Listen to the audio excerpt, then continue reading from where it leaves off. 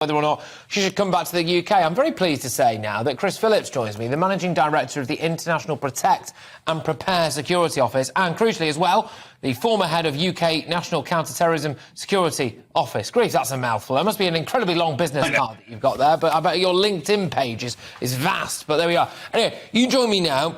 A lot of people are saying this is a poor, young, vulnerable girl who was groomed and she should come home and we should, well, if not welcome her with open arms, certainly at least have her back amongst British society. Your views on that?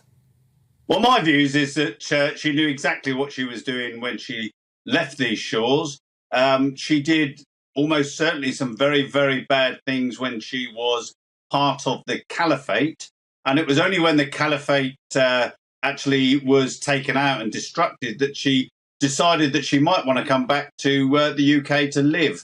Even then, she didn't really show a lot of remorse. I think the big thing here is she has become a cause célèbre. And I think it's important that the government and this country say to anyone that wants to go out on one of these gap year jihadis that it's just not it's not going to work. And if you do want to come back, then we're going to do everything we can to stop her. So yes, she is I think a dangerous person. But the other thing about this as well, Patrick, is this fallacy that she's going to face justice if she comes back to the UK. She's not. She almost certainly. If she gets any kind of sentence, it will be very low, and she'll be living next door to someone in this country, and at some stage she'll be sending her children to school with someone in this country. And I think we need to bear that in mind, that she will not be convicted over here for offences she committed in Syria. And there's a lot of people drawing, in my opinion, a false parallel between saying, oh, you know, some victims of various grooming gangs, they were young, and because they are working class white girls, people like me get very, very emotional about that whole thing. But the fact that Shamima Begum is not white, people are saying, oh, that's clouding people's views on it. So I want to ask you, would you be saying the same thing if Shamima Begum was white?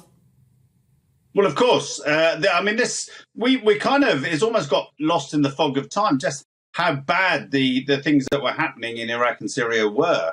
I mean, these people weren't just going over there and drugs. These people were throwing people off the top of buildings. You know, there's a view that, and I've certainly seen some evidence that this woman was sewing people into suicide vests to go and kill innocents. So this is not the same thing at all. This is someone that's gone to do something heinous, knowing very well that was happening. I mean, she was a very bright student. And at the time she was a very bright student, there was everywhere across the press, there were people being beheaded.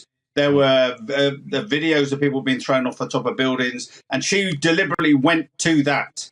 And as a result of being there, you know, many people will almost certainly have suffered in some way. And she shouldn't come back to the UK. We don't want her back. I think it's a really key point that people need to remember, because we're, you know, several years on from this now. It's 2022. We've had a world of things that have taken place in the last few years, I mean, in the last few months alone, and people forget exactly how big a deal ISIS was at exactly those moments in time when Shamima Begum made her way abroad. And it was front page news pretty much every day. The videos, horrific videos circulating online, reports. It was impossible to escape ISIS at that time in terms of its news coverage. And the idea, I think, that anyone could not have been fully aware of how sickening and disgusting ISIS were as an organisation, if you want to call them an organisation, a jihadi death cult, I suppose, maybe is another way of putting it, is for the birds, as far as I'm concerned. But thank you very, very much. Great to have you on the show. That is, of course, Chris Phillips there, the MD of the International Protect and Prepare Security Office. Right.